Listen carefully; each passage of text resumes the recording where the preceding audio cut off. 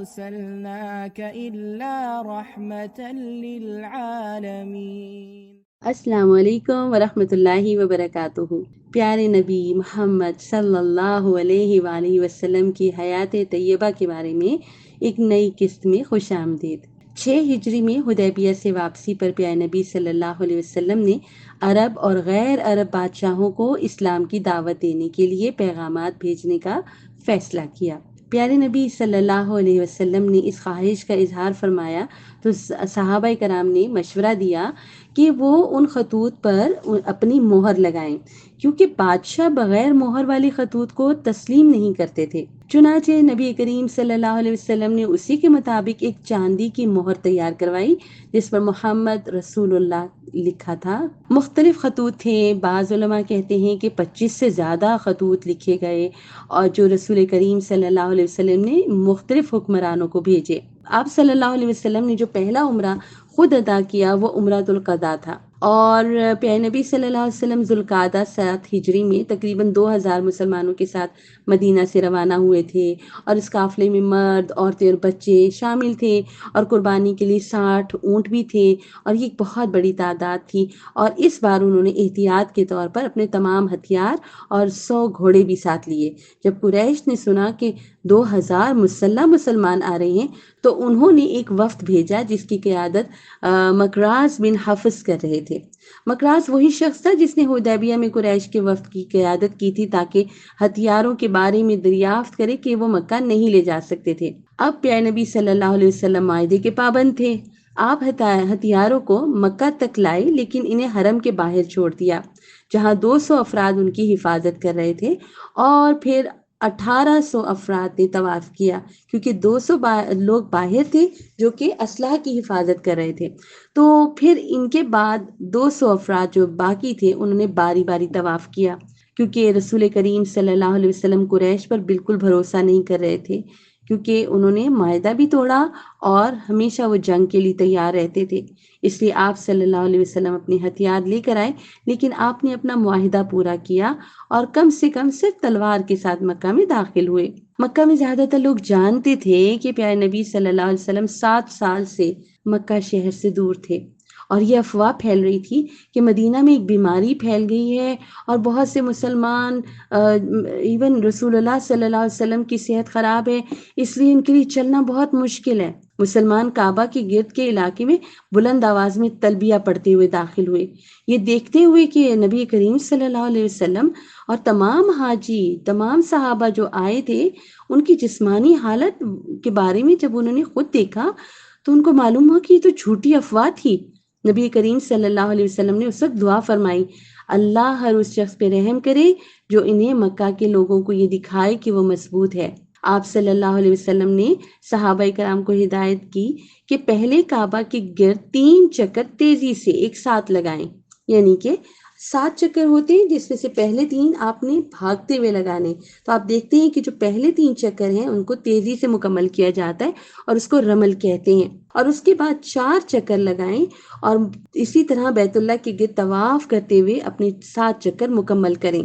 جب قریش نے یہ دیکھا کہ ان کے خیالات اور افواہیں تو بالکل غلط ثابت ہوئیں، مسلمان تو بہت مضبوط ہیں اور تیزی سے کعبہ کے گرد طواف کر رہے ہیں، بہت ایکٹیو ہیں اور ان کی صحت بہت اچھی ہے، تو اور اتنی جوش و خروش سے یہ رکن ادا کر رہے ہیں۔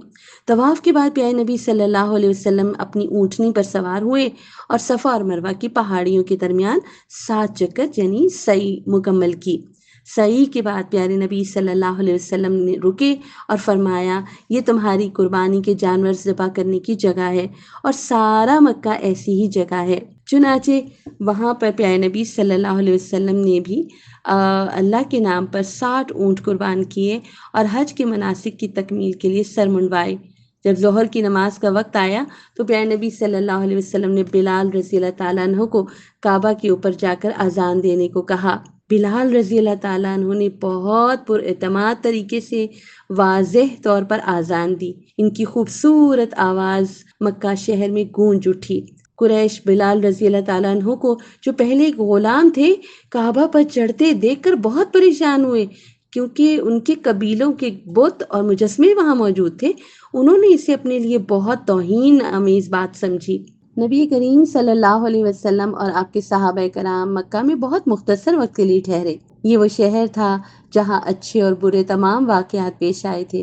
ہم صرف نبی کریم صلی اللہ علیہ وسلم اور ان کے صحابہ کے جذبات کا اندازہ کر سکتے ہیں، جو کہ محبت سے لبریز ہوں گے۔ انہوں نے شہر میں گھوم پھر کر بہت سے لوگوں سے بات کی۔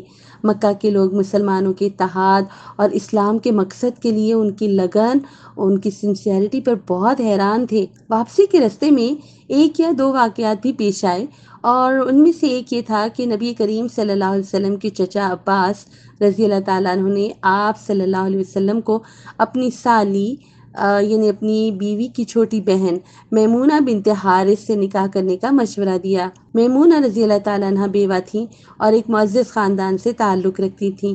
نبی کریم صلی اللہ علیہ وسلم نے ان سے نکاح پر رضامندی ظاہر کی اور عباس رضی اللہ تعالیٰ عنہ نے نکاح کی تقریب کی ذمہ داری سنبھالی۔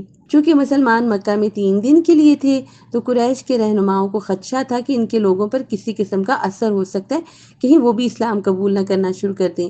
لہٰذا انہوں نے آپ صلی اللہ علیہ وسلم سے معاہدے کے مطابق مکہ چھوڑنے کو کہا، کیونکہ اب ان کا وقت ختم ہو گیا تھا۔ نبی کریم صلی اللہ علیہ وسلم نے بات چیت کی کوشش کی کہ انہیں تھوڑی دیر اور رہنے دیا جائے، کیونکہ ابھی آپ نے نکاح کیا، اور انہیں اپنی ولیمہ میں شامل ہونے کی پیشکش کی۔ تاہم آپ کو معلوم ہے کہ قریش بہت ضدی تھے اور بہت تکبر کرتے تھے، انہوں نے مزید ٹھہرنے کی اجازت نہیں دی۔ چنانچہ مسلمان پرامن طریقے سے مکہ سے نکل گئے اور شہر سے چند میل باہر خیمہ زن ہوئے۔ اس میں ایک اور بڑی زبردست بات ہوئی کہ 3 اہم شخصیات تھیں جنہوں نے اس موقع پر اسلام قبول کیا۔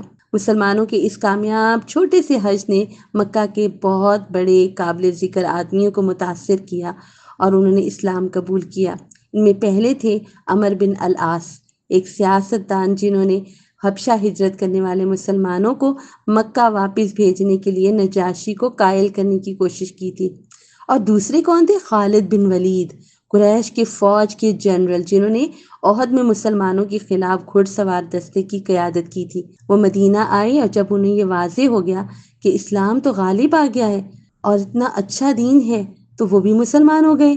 نبی کریم صلی اللہ علیہ وسلم بہت خوش ہوئے اور خوشی کے ساتھ ان کو ایک لقب دیا، وہ تھا سیف اللہ۔ تیسرے کون تھے؟ کعبہ کی چابیوں کے انتہائی معزز رکھوالے عثمان بن طلحہ، انہوں نے بھی اسلام قبول کر لیا۔ ان تینوں افراد کے قبول اسلام سے، جو کہ مذہب سے تعلق ان کا تھا، مذہبی شخصیت تھی، سیاسی شخصیت تھی اور فوجی، اور ان تینوں نے جب اسلام قبول کیا تو قریش کے لیے یہ بات واضح ہو گئی کہ وہ جلد ہی اقتدار سے محروم ہو جائیں گے، اور یہ مسلمانوں کے لیے بہت خوشی کی بات تھی۔ رسول اللہ صلی اللہ علیہ وسلم نے بہت ایمانداری سے اللہ کے پیغام کو لوگوں تک پہنچایا، ان کو نقصان پہنچائے بغیر، اس لیے اللہ سبحانہ و تعالیٰ نے لوگوں کے دلوں کو بدل دیا۔ اتنا خوبصورت اینڈنگ ہے آج کے ایپیسوڈ کی۔ انشاءاللہ یہاں پر آج ہم اپنا سیشن ختم کریں گے، اگلی دفعہ ایک نئی قسط کے ساتھ ملیں گے۔ جزاک اللہ خیر۔ آپ ہمارے چینل کو ضرور لائک اور سبسکرائب کریں۔ السلام علیکم ورحمۃ اللہ وبرکاتہ۔ أرسلناك إلا رحمة للعالمين. Salah Tracker to keep you on track to success, a perfect gift for you and your loved ones.